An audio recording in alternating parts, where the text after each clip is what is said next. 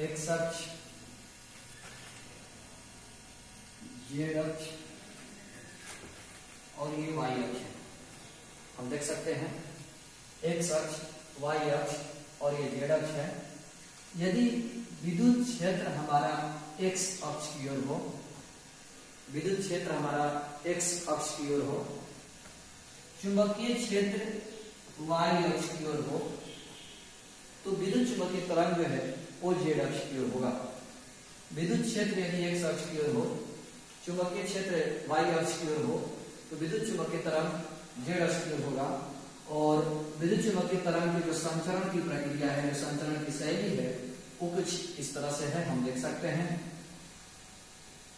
विद्युत चुंबकीय तरंग की जो संचरण की शैली है वो कुछ इस तरह से है। ये एक विद्युत क्षेत्र और ये हमारा चुंबकीय क्षेत्र। जब विद्युत क्षेत्र और चुंबकीय क्षेत्र में एक दूसरे के लंबवत कंपन करने पर एक विक्षोभ उत्पन्न होता है, जिसे हम लोग विद्युत चुंबकीय तरंग के नाम से जानते हैं। और विद्युत चुंबकीय तरंग का संचरण की शैली इस ग्राफ से दिखाया जा सकता है। विद्युत क्षेत्र हमारा एक्स अक्ष की ओर है, चुंबकीय क्षेत्र वाई अक्ष की ओर है, तो विद्युत चुंबकीय तरंग है जेड अक्ष की ओर है। हम देख सकते हैं माना विद्युत क्षेत्र यदि E है, कैपिटल E, चुंबकीय क्षेत्र कैपिटल B, विद्युत चुंबकीय तरंग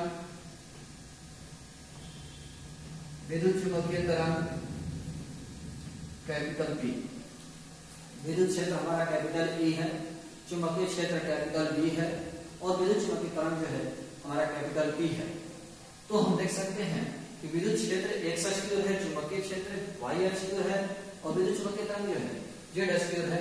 यानी हम कह सकते हैं कि विद्युत क्षेत्र, चुंबकीय क्षेत्र और विद्युत चुंबकीय तरंग तीनों एक दूसरे के लंबवत हैं, जिसको परस्पर लंबवत कहा जाता है। यानी विद्युत क्षेत्र, चुंबकीय क्षेत्र और विद्युत चुंबकीय तरंग तीनों एक दूसरे के लंबवत होते हैं, परस्पर लंबवत होते हैं। यदि पूछ दिया जाए कि विद्युत क्षेत्र और चुंबकीय क्षेत्र के बीच का कोण कितना होता है, तो 90 डिग्री। चुंबकीय क्षेत्र और विद्युत चुंबकीय तरंग के बीच का कोण कितना होता है, तो 90 डिग्री। या विद्युत चुंबकीय तरंग और विद्युत क्षेत्र के बीच का कोण कितना होता है, तो 90 डिग्री। क्यों? क्योंकि विद्युत क्षेत्र, चुंबकीय क्षेत्र और विद्युत चुंबकीय तरंग तीनों परस्पर लंबवत होते हैं। तो हम इसको अब गणितीय रूप में भी दिखा सकते हैं। इस रिलेशन को, विद्युत चुंबकीय तरंग और विद्युत क्षेत्र, चुंबकीय क्षेत्र के बीच के रिलेशन को हम निम्न ग्राफ से भी दिखा सकते हैं, निम्न समीकरण से भी दर्शा सकते हैं। वो समीकरण है E क्रॉस B बराबर P, vector product E cross B बराबर P। ध्यान दीजिएगा, B क्रॉस E नहीं, B क्रॉस E नहीं, E cross B, E cross B बराबर P। जब ये होगा E क्रॉस B बराबर P। जैसा कि हम लोग जानते हैं कि A क्रॉस B बराबर C हो, तो C जो है A और B दोनों पर लंब होता है। A क्रॉस B बराबर C हो तो C जो है A और B दोनों पर लंब होता है। तो E क्रॉस B बराबर P है, इसका मतलब हुआ कि P जो है E पर लंब है और P जो है वो B पर भी लंब है। यानी विद्युत चुंबकीय तरंग विद्युत क्षेत्र पर भी लंब है, विद्युत चुंबकीय तरंग चुंबकीय क्षेत्र पर भी लंब है। तो E क्रॉस B बराबर P से पता चला कि विद्युत चुंबकीय तरंग विद्युत क्षेत्र, चुंबकीय क्षेत्र दोनों का लंबवत होता है। जैसा कि हम लोग जानते हैं कि विद्युत क्षेत्र, चुंबकीय क्षेत्र जब लंबवत कंपन करते हैं तो विद्युत चुंबकीय तरंग उत्पन्न होता है। इसका मतलब हुआ कि विद्युत क्षेत्र, चुंबकीय क्षेत्र और विद्युत चुंबकीय तरंग तीनों एक दूसरे के लंबवत होते हैं। तो एक रिलेशन हमारा हो गया E क्रॉस B बराबर P और दूसरा रिलेशन हो गया vector E dot vector B बराबर 0। हम लोग जानते हैं कि जब दो सदिश का डॉट 0 हो तो दोनों सदिश एक दूसरे के लंबवत होते हैं, इसीलिए E जो है B पर लंब है, यानी विद्युत क्षेत्र चुंबकीय क्षेत्र पर लंब है। फिर से हम लोग बात करें, जब विद्युत क्षेत्र में परिवर्तन होता है तो चुंबकीय क्षेत्र उत्पन्न होता है, जब चुंबकीय क्षेत्र में परिवर्तन होता है तो विद्युत क्षेत्र उत्पन्न होता है। जब विद्युत क्षेत्र और चुंबकीय क्षेत्र दोनों एक दूसरे के लंबवत समय के सापेक्ष कंपन करते हैं तो हवा में एक विक्षोभ उत्पन्न होता है। इस विक्षोभ की प्रकृति तरंग के समान होती है और यह बिना किसी द्रव्यात्मक माध्यम के, द्रव्यात्मक माध्यम ठोस द्रव गैस, बिना किसी द्रव्यात्मक माध्यम के हवा में गमन करता है, अतः इसे विद्युत चुंबकीय तरंग कहा जाता है। विद्युत चुंबकीय तरंग के संचरण की जो शैली है, प्रक्रिया है, वो निम्न ग्राफ से दर्शाया जा सकता है। हम देख सकते हैं विद्युत क्षेत्र x अक्ष की ओर है, चुंबकीय क्षेत्र y अक्ष की ओर है, तो विद्युत चुंबकीय तरंग जो है z अक्ष की ओर होता है। यदि हम इसको समीकरण से दिखाने की कोशिश करें तो विद्युत क्षेत्र वेक्टर E, चुंबकीय क्षेत्र वेक्टर B, विद्युत चुंबकीय तरंग वेक्टर P, तो हम समीकरण से लिखना शुरू करें तो E क्रॉस B बराबर P। यहाँ पर जरूर नोटिस कीजिएगा एक इंपॉर्टेंट ऑब्जेक्टिव है, B क्रॉस E नहीं, E cross B, E cross B बराबर P, E क्रॉस B बराबर P। हम लोग जानते हैं A क्रॉस B बराबर C हो तो C जो है A और B दोनों पर लंब होता है, तो E क्रॉस B बराबर P है, तो P जो है E पर भी लंब है, P जो है B पर भी लंब है। तो यहाँ से हमारा पता चला कि P जो है विद्युत चुंबकीय तरंग विद्युत क्षेत्र पर लंब है, विद्युत चुंबकीय तरंग चुंबकीय क्षेत्र पर लंब है। एक दूसरा रिलेशन है E डॉट B बराबर 0, E डॉट B बराबर 0। हम जानते हैं दो सदिशों का डॉट 0 हो तो दोनों सदिश एक दूसरे के लंबवत होते हैं, तो E डॉट B बराबर 0 का मतलब हुआ कि विद्युत क्षेत्र चुंबकीय क्षेत्र पर लंब है। तो हम यहाँ से देख सकते हैं कि विद्युत चुंबकीय तरंग विद्युत क्षेत्र पर लंब है, विद्युत चुंबकीय तरंग चुंबकीय क्षेत्र पर लंब है, और यहाँ हम देख पा रहे हैं कि विद्युत क्षेत्र चुंबकीय क्षेत्र आपस में लंबवत है। इसका मतलब होगा, इसलिए हम कह सकते हैं कि E, B एवं P यानी विद्युत क्षेत्र चुंबकीय क्षेत्र और विद्युत चुंबकीय तरंग परस्पर लंबवत है, परस्पर लंबवत है। विद्युत क्षेत्र चुंबकीय क्षेत्र एवं विद्युत चुंबकीय तरंग परस्पर लंबवत है, तीनों एक दूसरे के लंबवत हैं। यहाँ से हमारा विद्युत चुंबकीय तरंग की जानकारी समाप्त हुई। विद्युत चुंबकीय तरंग क्या है, विद्युत चुंबकीय तरंग को ग्राफ से कैसे दिखा सकते हैं, विद्युत चुंबकीय तरंग को समीकरण से कैसे दिखा सकते हैं, ये हमारा इस वीडियो में हम लोग को पता चला। अभी तक में विद्युत चुंबकीय तरंग को हम लोगों ने ग्राफिकल डिफिनेशन दिया, समीकरण से हमने डिफाइन किया, और लैंग्वेज से जो हम लोगों ने परिभाषा दी वो हमारे विद्युत चुंबकीय तरंग का परिभाषा हुआ। अभी हम लोग इसके आगे बात करेंगे विद्युत चुंबकीय तरंग के गुण के बारे में। विद्युत चुंबकीय तरंग की क्या क्वालिटी है, विद्युत चुंबकीय तरंग के क्या गुण है। तो विद्युत चुंबकीय तरंग के गुण के बारे में यदि हम लोग बात करें तो कुछ गुण तो हम लोग को अभी तक जितना पढ़े हैं इसी में से हम लोग निकाल सकते हैं, आसानी से निकाल सकते हैं। जैसे हम लोग फर्स्ट बात करेंगे विद्युत चुंबकीय तरंग बिना किसी द्रव्यात्मक माध्यम के गमन करता है। एक तो आपका यहीं पर क्वालिटी गुण मिल गया कि विद्युत चुंबकीय तरंग को चलने के लिए किसी द्रव्यात्मक माध्यम की आवश्यकता नहीं होती है। दूसरा गुण हम लोग पता कर सकते हैं कि विद्युत चुंबकीय तरंग जो है विद्युत क्षेत्र और चुंबकीय क्षेत्र, जैसे हम देख सकते हैं विद्युत चुंबकीय तरंग विद्युत क्षेत्र और विद्युत चुंबकीय तरंग चुंबकीय क्षेत्र दोनों पर लंबवत होता है। तो एक दूसरा गुण यहाँ से भी हम निकाल सकते हैं कि विद्युत चुंबकीय तरंग विद्युत क्षेत्र और चुंबकीय क्षेत्र दोनों पर लंबवत होता है। इसके बाद हम देख सकते हैं कि विद्युत चुंबकीय तरंग चूंकि विद्युत क्षेत्र चुंबकीय क्षेत्र के लंबवत कंपन करने से पैदा होता है, यानी विद्युत चुंबकीय तरंग के दो अवयव, एक विद्युत क्षेत्र और एक चुंबकीय क्षेत्र, जब ये दोनों अवयव एक दूसरे के लंबवत कंपन करते हैं तो हवा में एक विक्षोभ उत्पन्न होता है जो हमारा विद्युत चुंबकीय तरंग उत्पन्न करता है। यानी विद्युत चुंबकीय तरंग एक अनुप्रस्थ तरंग है, क्योंकि अनुप्रस्थ तरंग में माध्यम के कण एक दूसरे के लंबवत कंपन करते हैं, इसलिए विद्युत चुंबकीय तरंग एक अनुप्रस्थ तरंग है। तो अभी तक हम लोगों ने तीन गुण देखा।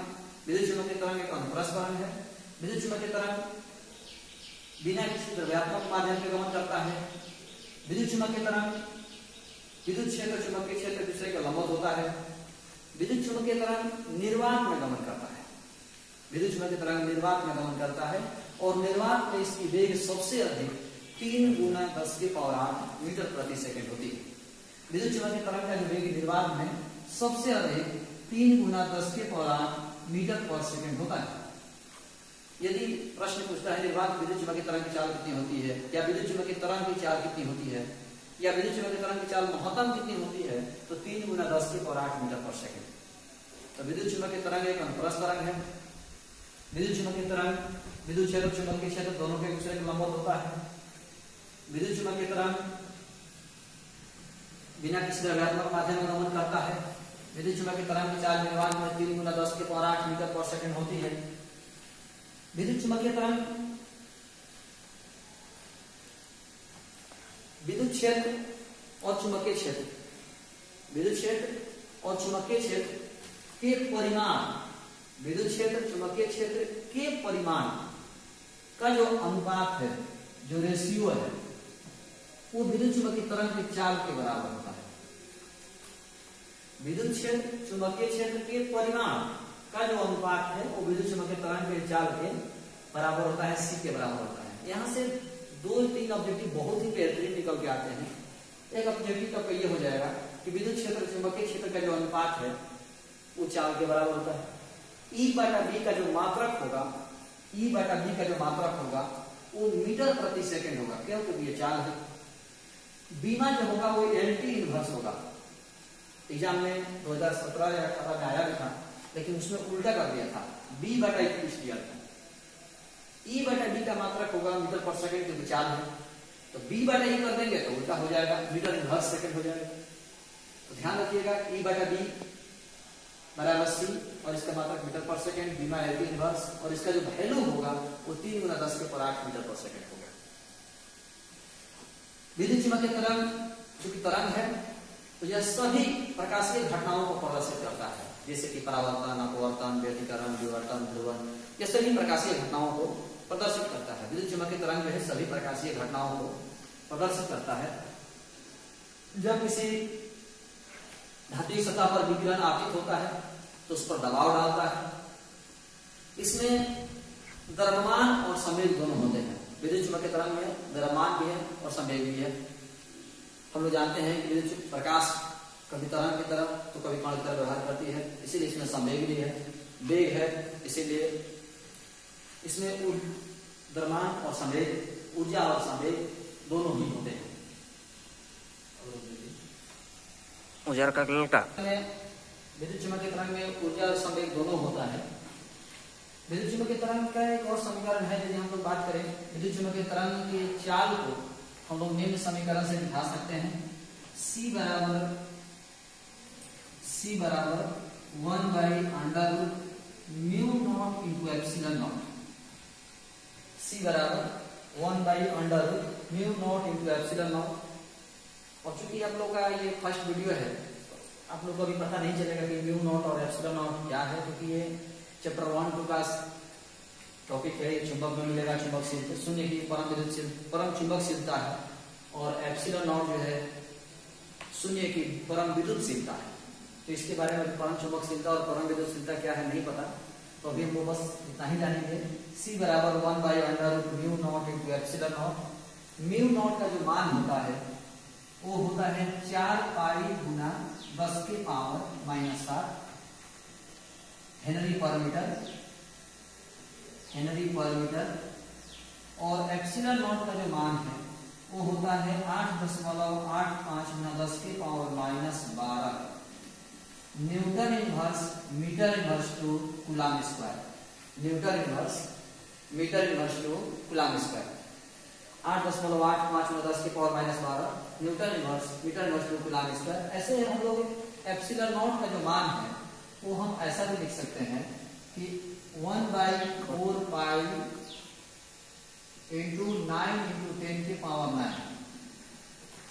हम लोग ऐसा भी लिख सकते हैं 1/4π × 9 × 10⁻9 newton inverse metre inverse two coulomb square. यदि हम लोग ε0 का मान इतना और μ0 का मान इतना, ε0 और μ0 का मान यदि हम इस समीकरण में रखते हैं, μ0 और ε0 का मान यदि हम इस समीकरण में रखते हैं, तो देखिए सॉल्व करने पर हमारा क्या डाटा मिल रहा है।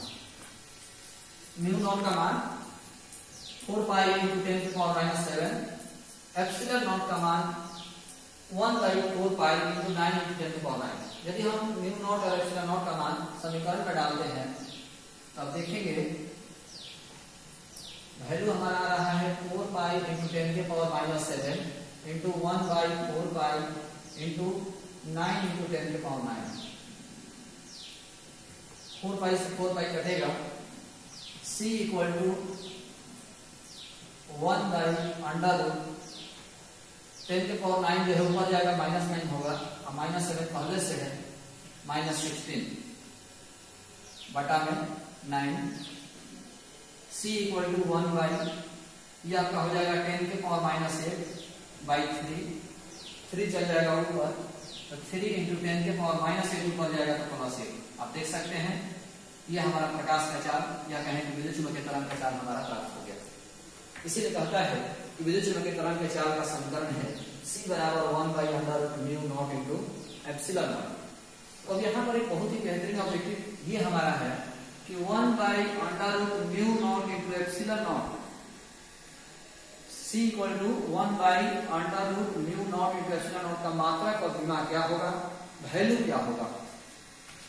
C equal to 1/√μ0 into epsilon naught का मात्रक और विमा क्या होगा, वैल्यू क्या होगा। तो चूंकि ये वेग है, आप देख सकते हैं वेग c है, तो इसका मात्रक, इस पूरे समीकरण का मात्रक मीटर पर सेकंड होगा। बीमा LT इनवर्स होगा, इस पूरे समीकरण का मात्रक मीटर पर सेकंड होगा, बीमा LT इनवर्स होगा। और इसका जो वैल्यू होगा वो होगा, क्योंकि प्रकाश का चाल है तो 3 × 10 की पावर 8। जैसा कि आपने देखा, हमने कैलकुलेशन से दिखाया कि इसका वैल्यू जो होगा वो 3 × 10 की पावर 8 मीटर पर सेकंड आएगा, मात्रक मीटर पर सेकंड हो जाएगा, बीमा LT इनवर्स होगा। इस प्रकार जो है हम लोगों का विद्युत चुम्बकीय तरंग क्या है, विद्युत चुम्बकीय तरंग का ग्राफिकल समीकरण क्या है, विद्युत चुम्बकीय तरंग का मैथमेटिकल समीकरण क्या है, और विद्युत चुम्बकीय तरंग के गुण के बारे में हम लोगों ने जाना। इस तरह से हम लोग जो है घर पर बैठे बैठे कुछ क्लास में पढ़ने की कोशिश करेंगे, क्योंकि एक सामने क्लास करना और एक घर पर वीडियो देखना, दोनों में बहुत ज्यादा अंतर होगा। फिर भी हम लोग एक छोटी सी कोशिश कर रहे हैं, आप भी भरपूर मेहनत करें। जो आज पढ़ाया गया इसका नोट्स आपको जो है मिल जाएगा। फिर से हम आपको एक बार बता दें क्या करना है। तो सबसे पहले आप लोग एक टेलीग्राम ऐप डाउनलोड करें। टेलीग्राम ऐप डाउनलोड करने के बाद जब आप टेलीग्राम ऐप डाउनलोड करेंगे तो फिर आपको जैसे व्हाट्सएप आप अकाउंट बनाते हैं, नंबर डालते हैं, वेरीफाई करते हैं, ठीक उसी तरह इसमें भी आपको नाम, नंबर ये सब वेरीफाई करना है। कुल मिलाकर आपको अकाउंट बना लेना है। आजकल तो आप लोग डिजिटल जमाने में जी रहे हैं, आपको सब पता है। तो टेलीग्राम अकाउंट बना लेना है। जब टेलीग्राम अकाउंट बनाइएगा तो दाहिने तरफ, सबसे पहले ही दाहिने तरफ राइट कॉर्नर में, दाहिने तरफ कोने में एक सर्चिंग ऑप्शन दिखाई देगा। एक सर्चिंग जो सिंबल होता है, इस तरह से एक सर्चिंग सिंबल आपको दिखेगा। इसको जब हम क्लिक करेंगे तो कुछ लिखने का जगह मिलेगा, जिसमें हम लोग कुछ लिखते हैं। तो हम लोग को उसमें लिखना क्या है, तो concept of physics bye Manish Kumar, उसमें हम लोग को डालना है concept of physics bye Manish Kumar. जैसे ही हम लोग कुछ डालना शुरू करेंगे, कंसेप्ट ऑफ कुछ भी, तो बहुत सारे ग्रुप मिलना शुरू हो जाएंगे। लेकिन जब आप पूरा लिखेंगे concept of physics bye Manish Kumar, तो आपको एक ही ग्रुप नजर आएगा। फिर आप जब उस ग्रुप को क्लिक करेंगे, टच करेंगे, तो खुल जाएगा वो ग्रुप। उस ग्रुप में हम जो भी मटेरियल आज या 10 दिन पहले या 5 दिन पहले डाले होंगे, वो आपको टोटली वीडियो, फोटो जो भी हो वो सब आपको उसमें मिल जाएगा। इससे आप घर पर बैठे बैठे पढ़ाई कर सकते हैं। जिन छात्रों को ये जानकारी पहले मिल जाए वो अपने और मित्रों को इसकी जानकारी शेयर करें, जिससे कि वो सभी विद्यार्थी अपने घर पर बैठे बैठे पढ़ाई कर सकें, थोड़ा बहुत उनको मदद मिल सके। आज के लिए धन्यवाद।